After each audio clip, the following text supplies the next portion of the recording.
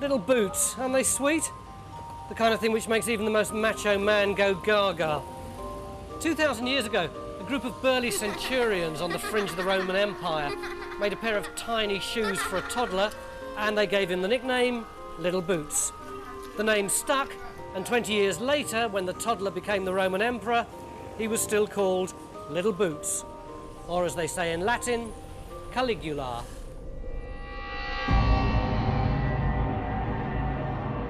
Yes, that little toddler became Caligula, Rome's most evil and maddest emperor. A man famous for making his horse a member of the Senate, who sent his legions to the ends of the earth just to collect seashells, and who believed himself to be a god. A 100% pure maniac, capable of having his favourite singer flayed alive while complimenting him on the melodiousness of his screams. But was he really like that? If Caligula was so evil, why was there a public outcry when he was assassinated? And if he was bonkers, why did they make him emperor in the first place? So how mad was he? Deranged or just deadly? This is my attempt to analyse one of the most villainous minds in human history.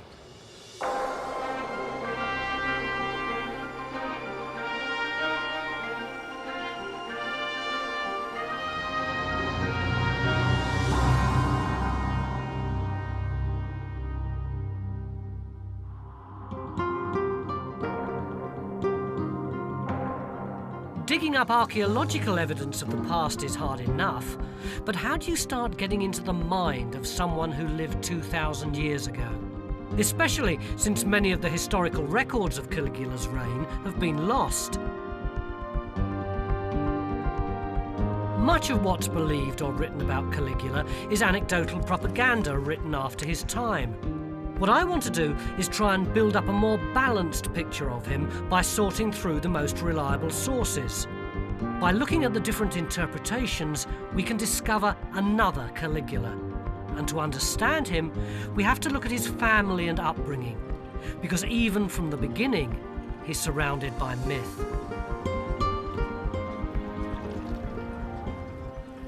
Caligula's passport to success was the fact that he was the son of a national war hero.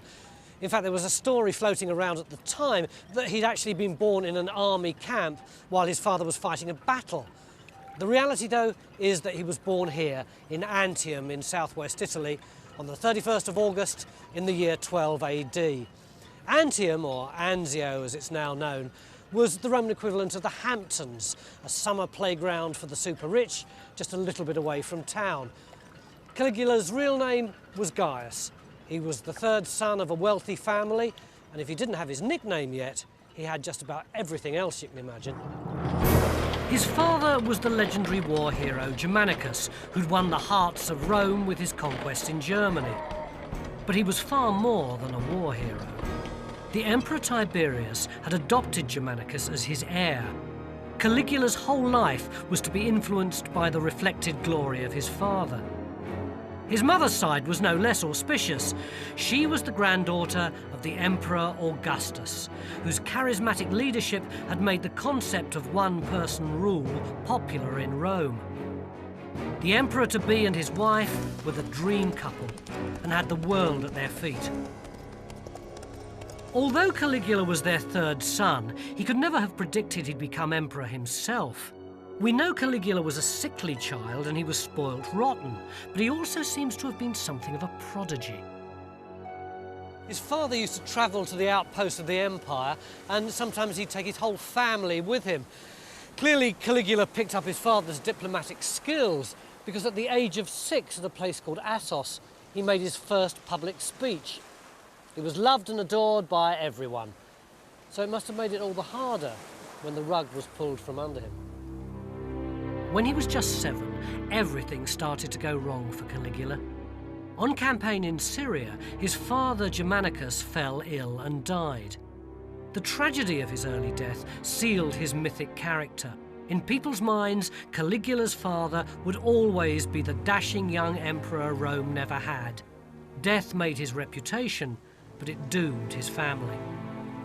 Caligula's mother expected her eldest son to become heir, but instead the Emperor Tiberius chose his own grandson, Gemellus.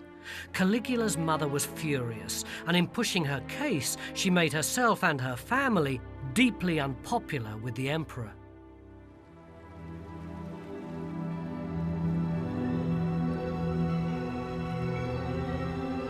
Crossing Tiberius was dangerous. The early emperors had ruled through their own charisma. But Tiberius was a sour-faced bureaucrat who had no time for buttering people up. Under him, the empire had become a dictatorship. He'd alienated the Senate, and he'd made enemies.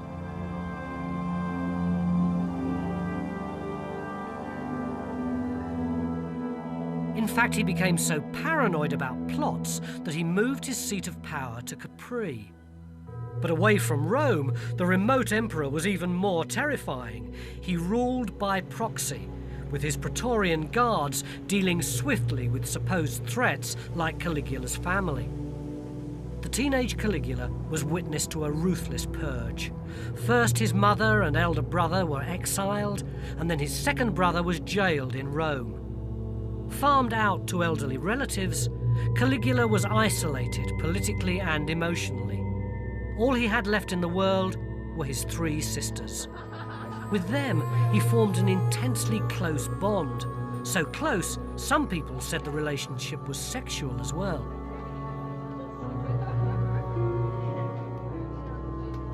Then, in 31 AD, when he was 19, Caligula lost all family contact.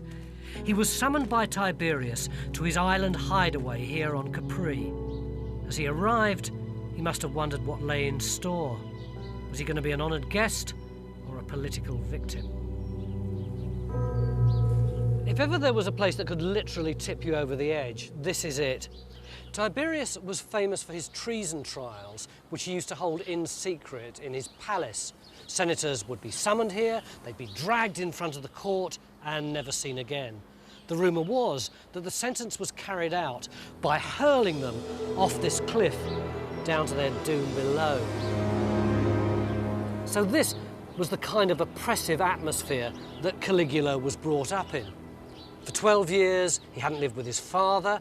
For the last 4, he'd been a virtual orphan, farmed out to his great-grandmother and an elderly aunt, and now he was going to have to live completely on his own. But he seems to have worked out a strategy for survival.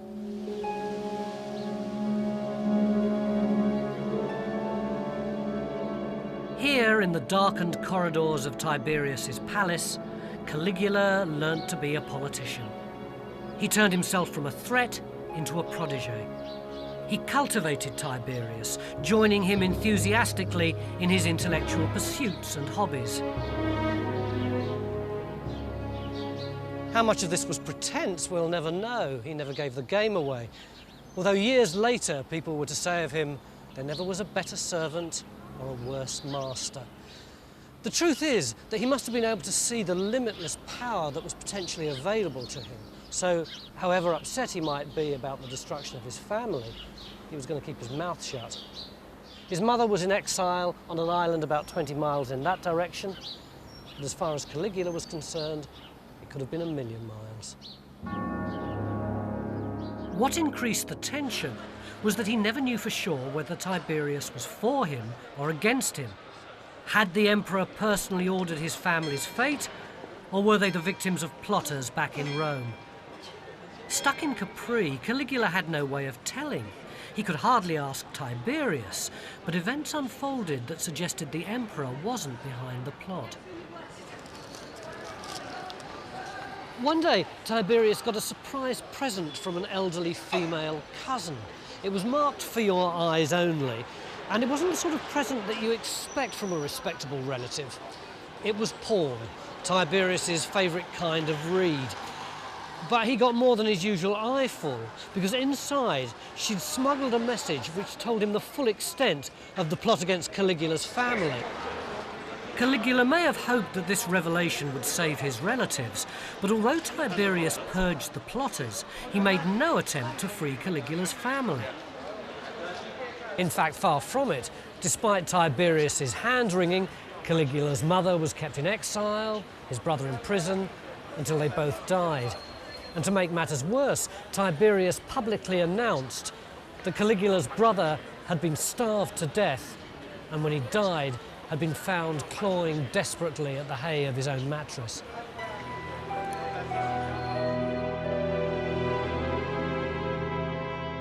It'd be wonderful if we could get into the mind of Caligula while he was on Capri.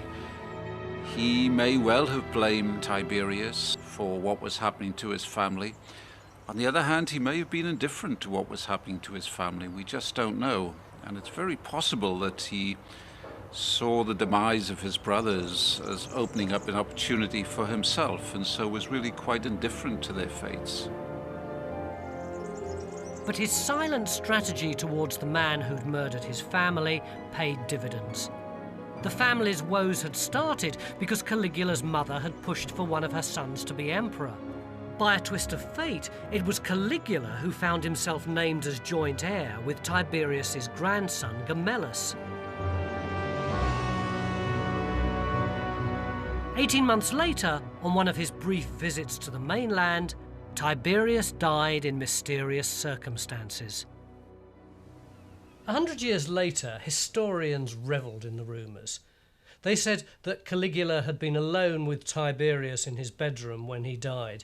They said he had both the opportunity and the motive. There were no marks on the body, so the cause was either poison or a pillow over the face. And the further away from these events the stories were, the wilder the details became, until finally these later accounts became the official version. But the only source we have from the time specifically clears Caligula. The philosopher Seneca says that Tiberius died of old age. But who was going to be his successor? Tiberius had kept everyone guessing by naming Caligula and Gemellus as joint heirs. Throughout his reign, Tiberius had terrorised the Roman Senate, and now they'd have a chance to claw back some of their power. For them, there was only one candidate. There really was no competition between Gemellus and Caligula. Who would you choose? Gemellus, the grandson of a ruthless tyrant, or Caligula, the son of a national war hero who had the Praetorian Guard on his side? He stepped out of the shadows into the warm sunlight of power. But would it go to his head?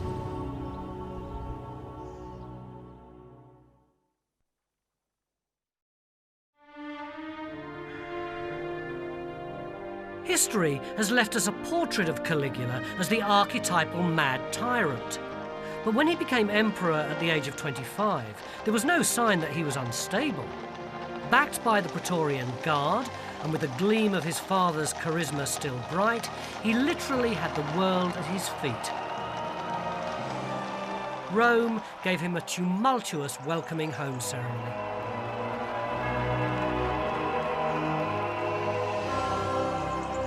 The crowds that thronged the Appian Way leading to Rome were massive and wild with excitement. They were more like adoring fans than respectful subjects. Instead of bowing and curtsying as he passed by, historians tell us they shouted out names like Chick, Star and Baby. The army loved it. The family of Germanicus was back in power, and the mob had got the son of their old war hero as their new emperor and superstar. In spite of his terrible reputation, everyone agrees that Caligula's first 6 months were a triumph and he could do no wrong. Tiberius had been a glum spoilsport, a mean, grey-suited administrator who denied the mob their fair share of entertainment. In contrast, after 6 years in silent terror on Capri, Caligula shared their enthusiasm for a bit of fun.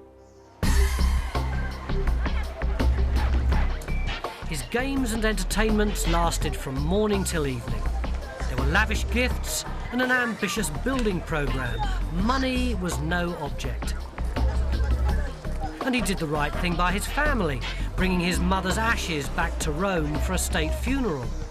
People loved him for it, and were happy to accept him as sole heir, even if it hadn't been Tiberius's will.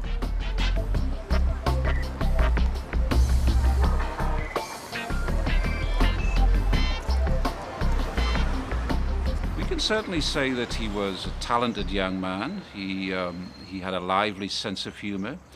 He was very personable, very attached to his family and in his youth. But he also had an irresponsible, reckless side to him. And the great tragedy, of course, is that there was no one to hold that reckless side in check. Historians tell us he was fanatical about chariot racing and wasn't content just to be a spectator. He liked to ride himself. This was something no well-bred Roman was supposed to do. But Caligula was emperor, and he could do what he liked.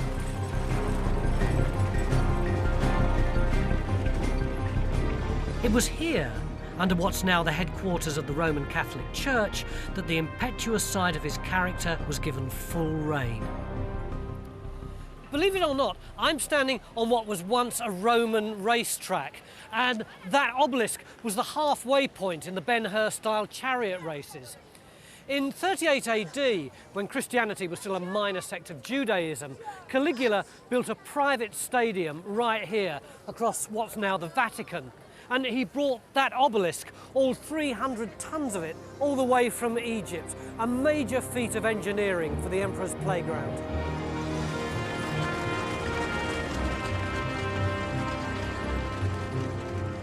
The track of the stadium was like a huge, long, thin dog track with the top curve right in the middle of what's now the square, somewhere around where the obelisk is. And then the track itself was about 40 or 50 metres wide, and it stretched about 500 metres in that direction. So the halfway point was just beyond where the front of St. Peter's is now.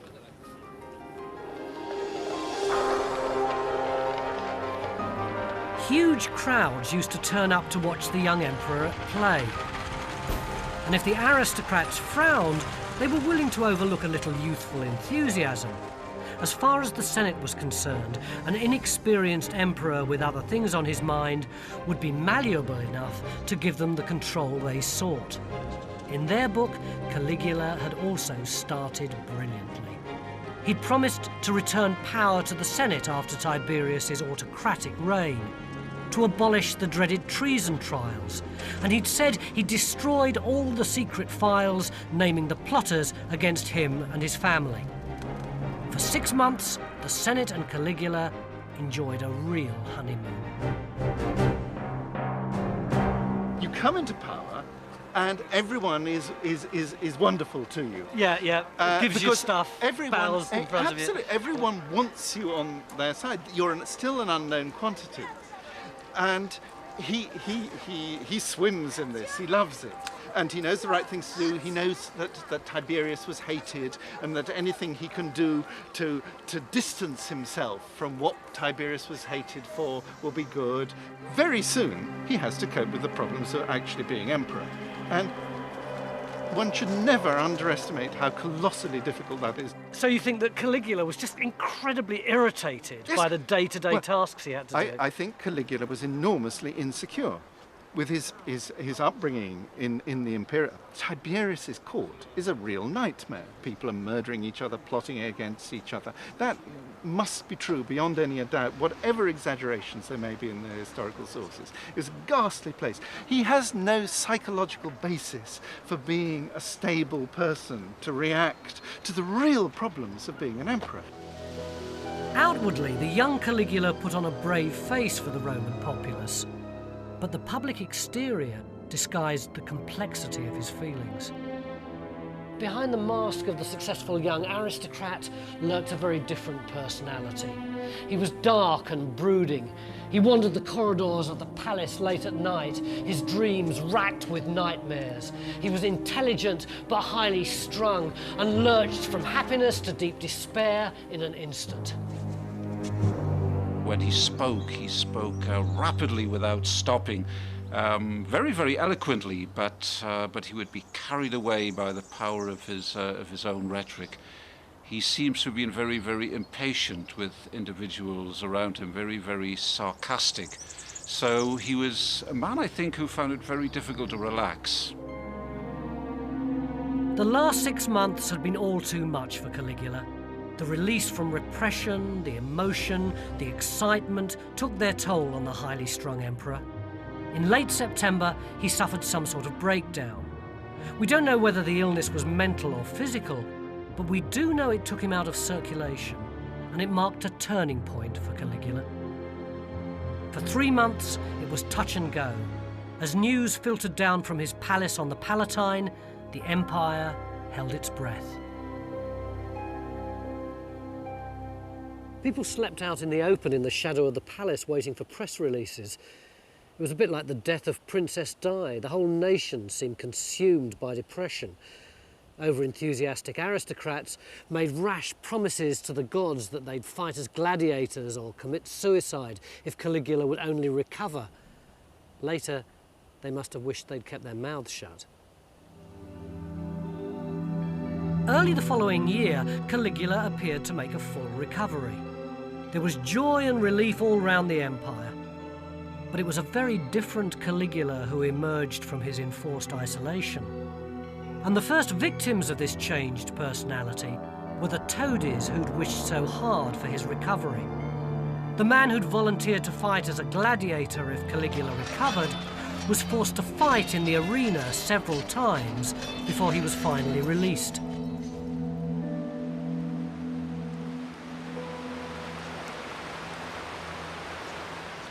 As for the volunteer suicide victim, Caligula kept him to his word.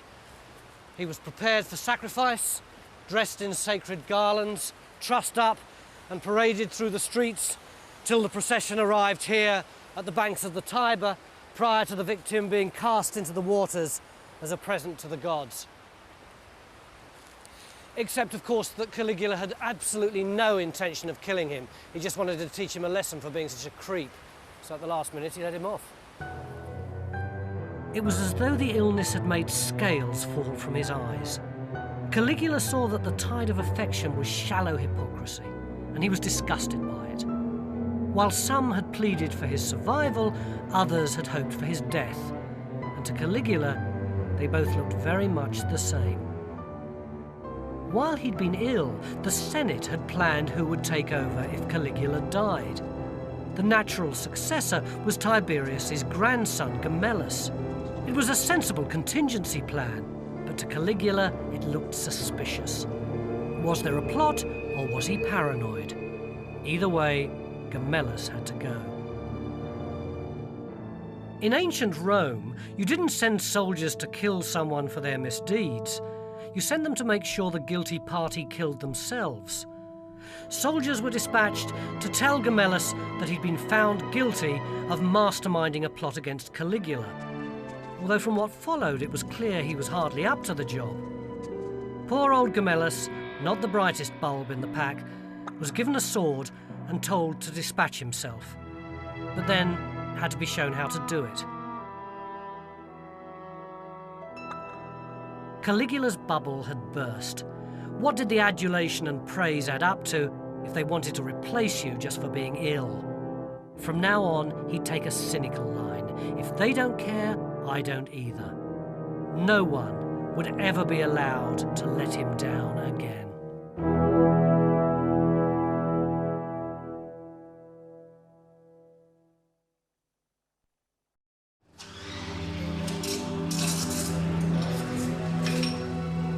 So far, the Caligula we've found hasn't been simply insane. Our interpretation of the anecdotes about him has uncovered a far more complex and devious character than that. The illness that ended his 6 months' popularity was followed by another blow to his psyche, the death of the person he was closest to in the world, his sister Drusilla. He'd always had an unnaturally intense relationship with his sisters, especially Drusilla. And when she died in 38 AD, he was devastated. He was too stricken to attend the funeral rites, and instead took himself off to the country, refusing to cut his beard and hair as a sign of mourning. There's very little in contemporary accounts to back up later allegations of incest, but his sister's death broke something in Caligula. Public games and festivities which had made him so popular were banned, and Drusilla was declared a goddess. Her statue was set up in the Temple of Venus. It's the Caligula that emerges from this period of mourning that gives us all the memorable anecdotes about him. These are the stories that have given rise to the belief that he was utterly mad. But you can learn more about Caligula by setting them in context. His feasts were legendary, with loaves of bread made of gold and pearls melted in vinegar to drink. We know this to be true, but luxury and excess were normal for a rich Roman. It's said Caligula would take any senator's wife he fancied away from the feast, and then come back and give the table a lurid account of what he'd just done to her. Or he'd undress his own wife in front of company to show what a lucky man he was. But it seems to me that this only proves he had a viciously sadistic streak, not that he was mad. Even though he loved his wife, he'd often kiss her neck and whisper in a musing way, "Off comes this very attractive head whenever I choose to say the word." But what's revealing is how often the butts of his sadistic humour are the people he saw as his political enemies, members of the Senate. In one story, 3 obsequious senators are summoned to the imperial palace late at night. Not good news at the best of times. They're ushered into the emperor's private theatre, and they sit there, not knowing whether it's execution or exile. When suddenly, the curtain opens, Caligula prances on stage, does a bit of a song and a dance act, then disappears without comment into the night, presumably really pleased with himself at the terrifying effect of his practical joke. He wasn't just interested in humiliating individuals. When he came to power, he promised to work with the Senate. But after his breakdown, he saw them all as enemies. And it wasn't just paranoia. He'd grown up believing that it was Tiberius who'd killed his parents, but when he searched through the records, he discovered the role that the Senate had played in going along with it. He turned on them viciously. He entered the Senate here and launched a fierce and confrontational attack. He said that he'd actually still got the documents which he'd said he'd destroyed. They told him that all the people that Tiberius had tried and killed were in fact guilty. Not only that, but they named some of the co-conspirators who'd done for his family. Given these revelations, Caligula said he was going to reinstate the treason trials to find the rest of the culprits. He ended with the words, "Let them hate me as long as they fear me." On both counts, the senators did. The Senate is full of precisely the power brokers of the Roman Empire. If anyone is going to be powerful, going to be doing anything, they're going to be in the Senate. And so, of course, his friends and his enemies are going to be in the Senate. A wise emperor plays down the enemies, ignores them, marginalizes them, and plays up the friends. Caligula does the one thing you should never do, which is rant against the Senate as a body. Caligula despised the sham of democracy in the Roman system. One of the most famous stories taken to prove his madness was in fact a deliberate slur on the Senate. It said he wanted to make his favourite horse consul, the highest office in the land. But he never did. It was an insulting joke. Even my horse could do a better job than you lot. At the heart of Caligula's story is a conflict between 2 visions of what the emperor was supposed to be. The Senate believed the emperor was only there with their permission. Caligula saw himself as the inheritor of Augustus, a member of the imperial dynasty with a divine right to rule.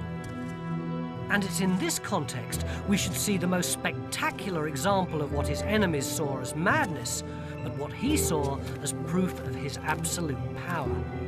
It took place in the summer of 39 AD.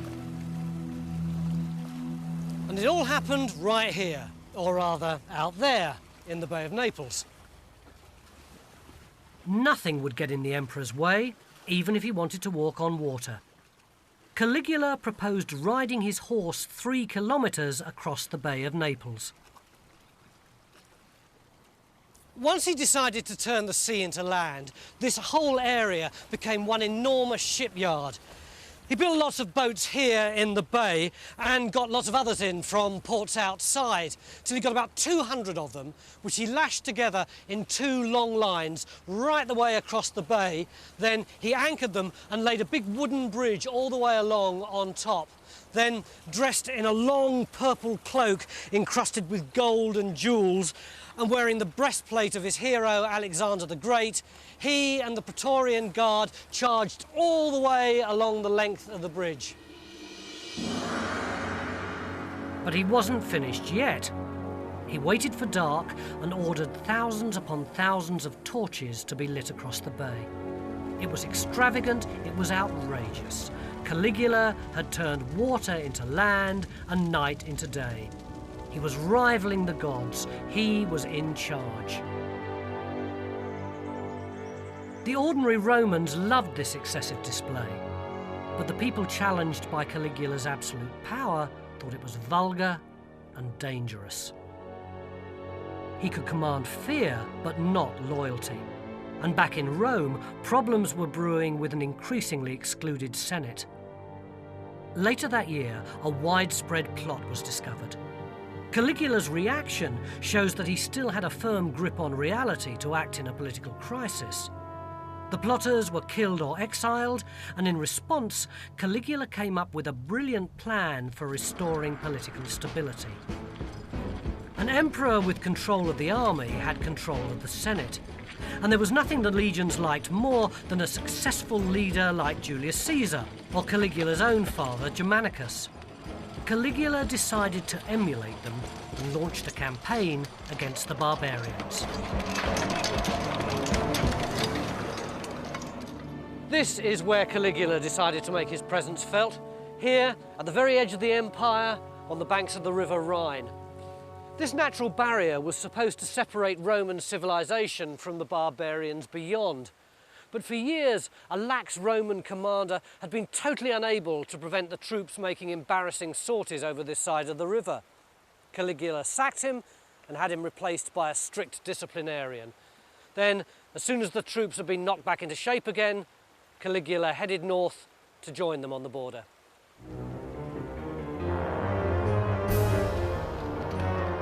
This was no exercise to please the vanity of a lunatic. Securing the German frontier was a strategic action.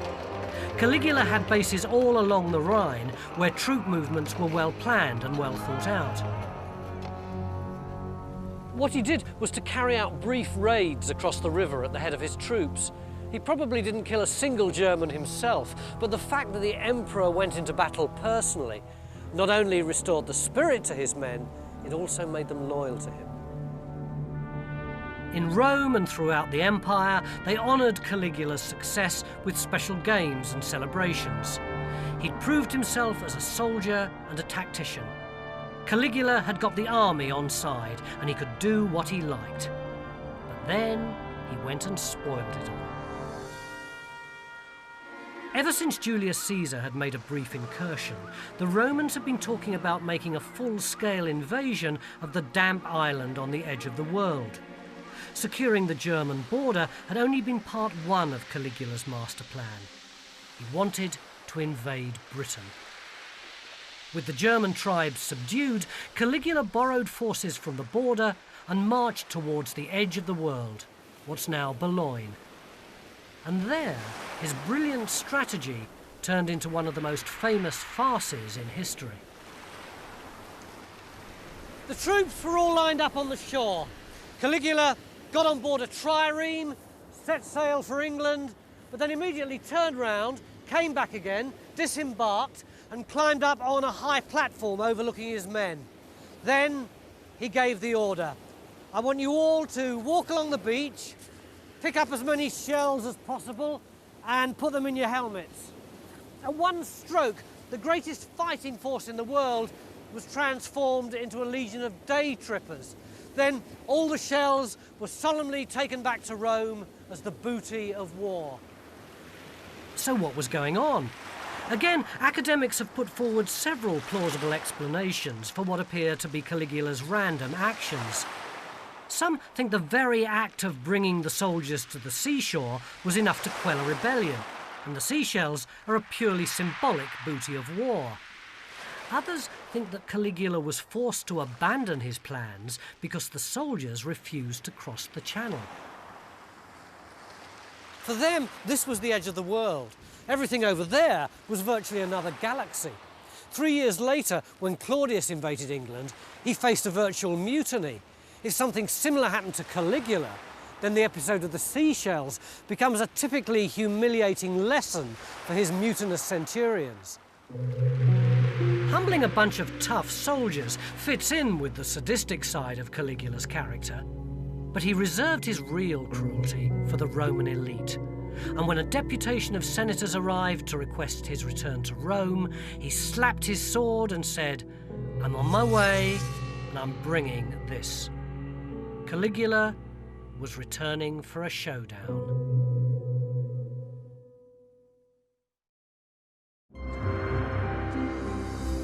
Caligula had been emperor for 3 years, but he was still only 28.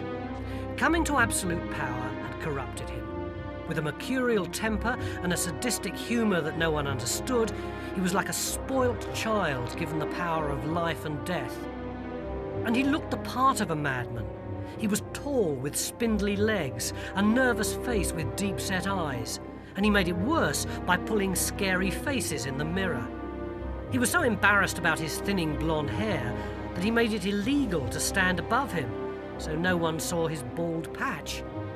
Altogether, a damaged, insecure human being, but an emperor, and one who seemed increasingly unstable.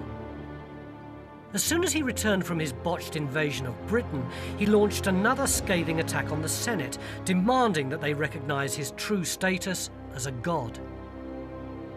He built a lodge here on the Capitoline Hill near the Temple of Jupiter because he wanted to be close to the god who was his role model.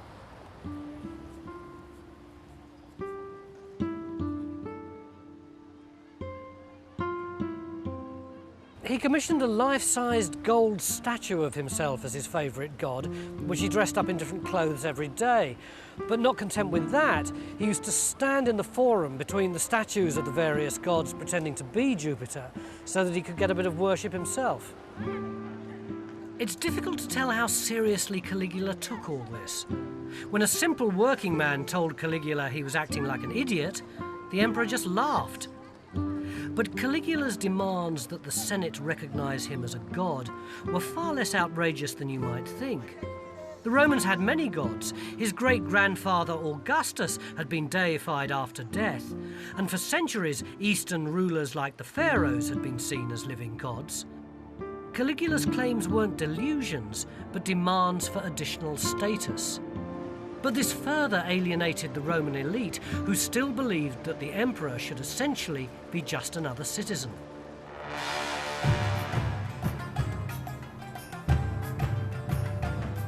Caligula's demands to be recognized as a god and his consequent contempt for other people's beliefs would spark a potentially deadly conflict in the furthest reaches of the empire in Alexandria in Egypt. The Romans and the Jews had lived peacefully together, but under Caligula, anti-Semitism reared its ugly head, and it began here. 2,000 years ago, Alexandria was a Greek city, but with a large population of Jews, and they'd never really got on. Then the Jews were herded into one area of the city, the world's first ghetto, and there were riots, anti-Semitic attacks, and reprisals. It was the emperor's job to act as peacemaker. A Jewish delegation was sent to present their case in Rome. When they arrived, Caligula was busy sorting out the finishing touches to his newly redecorated palace. He was clearly in a mischievous mood, and the delegates were desperate to show their loyalty, so he encouraged them to chase after him as he scuttled from room to room, dealing with his carpenters and his interior decorators. Then finally, he turned on them and he said, "So why don't you eat pork?" And when they stuttered their replies, he interrupted them with, "Yes, it doesn't taste very nice, does it?" Of course, his cronies fell about.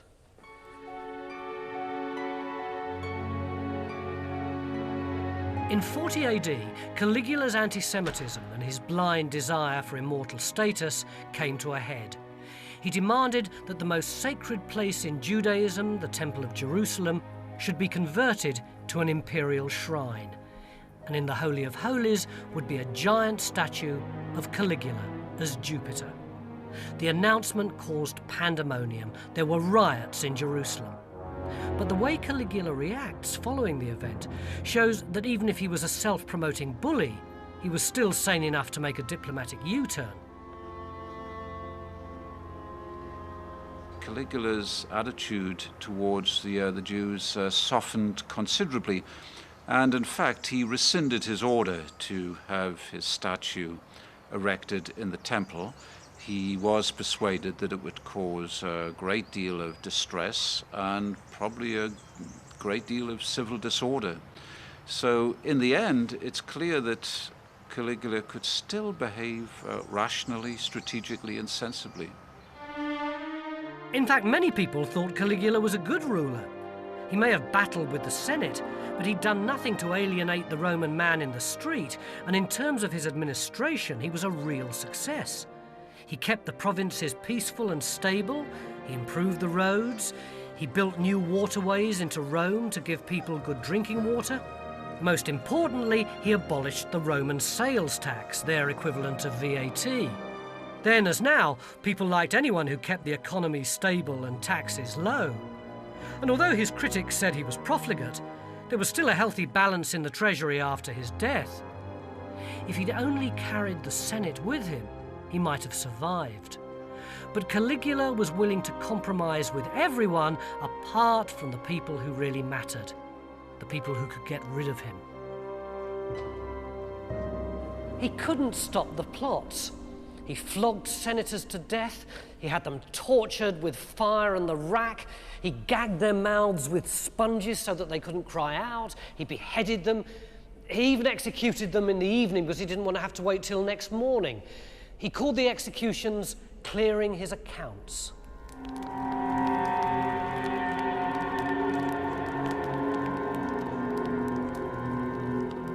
And yet he was so moved by the wrecked body of an actress called Quintilia, who'd survived the torturers without revealing anything, that he gave her 800,000 sesterces by way of compensation. And yet the irony was that although many of his victims were innocent of the crimes they'd been tried and tortured for, Quintilia was actually guilty of taking part in a conspiracy to murder Caligula. It didn't matter how unpopular an emperor was with the Senate if he retained the loyalty of the Praetorian Guard. So only a fool would deliberately alienate their commanding officer. Caligula was that fool. The boss of the Praetorian Guard was a tough soldier called Chaerea, but he'd got this thin, reedy voice, and so the emperor used to tease him for being a bit of a girl. For instance, if Chaerea had to thank him for anything, the emperor would hold out his hand to be kissed and then whip it away at the last moment and give an obscene gesture. Or if Chaerea had to ask him what the password of the day is, Caligula would say that it was something obscene like Venus or Big Willie. Let's hope Caligula enjoyed the joke, because he paid for it with his life.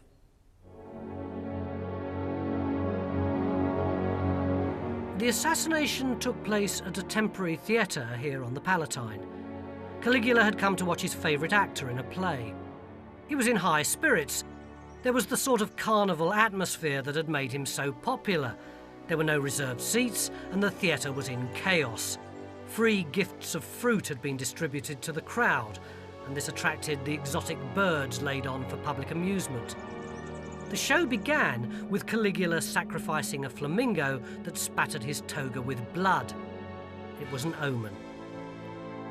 The conspirators waited for Caligula in one of the tiny alleyways leading out of the theatre that was so constricted that his bodyguards couldn't protect him. At lunchtime, Caligula usually went home for a bath, and as he left the throne, the senators held the crowd back, showing proper respect for the emperor, although actually they were making sure that the bodyguards couldn't protect him. When Caligula got to the alleyway, he stopped to talk to some dancers who were rehearsing there, and it was at that moment that the plotters struck. Chaerea came forward and asked for the password, Caligula delivered his usual taunts, and Chaerea slashed him between the neck and the shoulder. Groaning, Caligula tried to get away, but he was stopped by a hail of blows from the other senators in the conspiracy. He was stabbed no less than 30 times. Then the plotters fled the scene, and the bodyguards went wild, stabbing both plotters and innocent bystanders.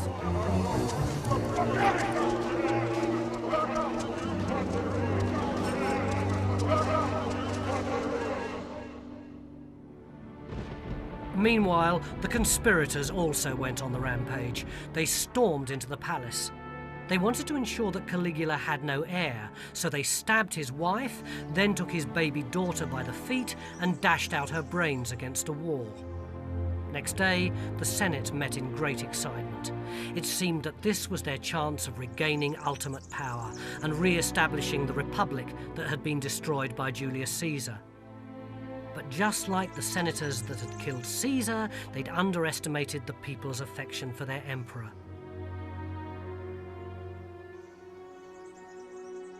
Even the most hostile sources record that the crowds at the theatre were stunned by the news of Caligula's assassination. Now they turned up on the streets in anger to demand a successor to Caligula. Even Claudius, Caligula's stuttering uncle who became the next emperor, was preferable to the Senate. Caligula's killing proved he was no god, but the mob's reaction is the final evidence that he was far more complex than a cardboard cutout lunatic. So was Caligula mad? He was certainly calculating and cruel with a strong streak of sadism, although I doubt if any judge today would section him. But in a way, isn't that worse? This bright, young, manipulative man who thought he could get away with anything, but when his manipulation brought him supreme power, it turned him into even more of a monster. Caligula came from a long line of revered military men, but instead of glory on the battlefield, he chose to fight with everyone, even the Senate. If anyone was mad, it was the senators themselves, for thinking that the son of a hero would be a hero too, rather than the paranoid young sadist he actually was. In the end, it was them who paid the price for his short, sharp, and brutal career.